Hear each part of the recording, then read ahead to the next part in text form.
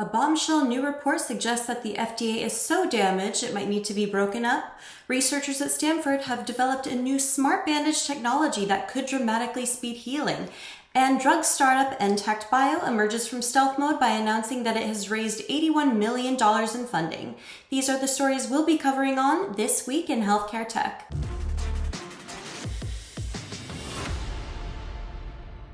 Hello and welcome to This Week in Healthcare Tech, where every week we bring you the hardest hitting news from the intersection of healthcare and technology. First up, the Food and Drug Administration has always had its fair share of critics, but it drew special scrutiny after the recent nationwide shortage of baby formula that sent parents into a panic. An outside agency, the Reagan-Udall Foundation for the FDA, was asked to complete a report examining the problems with the FDA's culture, process, and operations. The resulting document has concluded that the issues are so deep and so pervasive that they may require drastic steps, including major structural changes and possibly even breaking the FDA up into different agencies.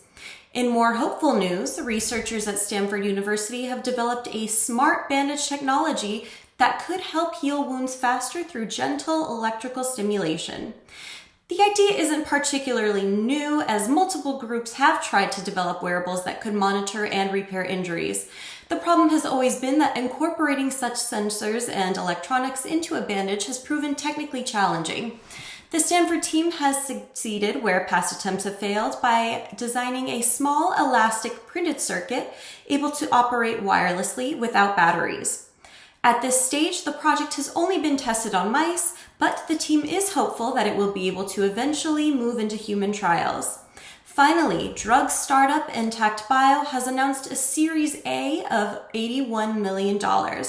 Entact plans on focusing on an area of drug development called protein enhancement.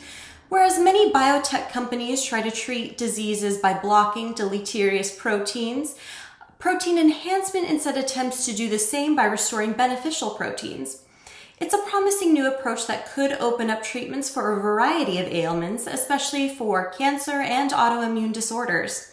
Though it's too early to tell when we can expect protein enhancement to yield results, the increased activity in the space is a hopeful sign for the future. That's it for this episode, but tune into This Week in Healthcare Tech next week for the latest news.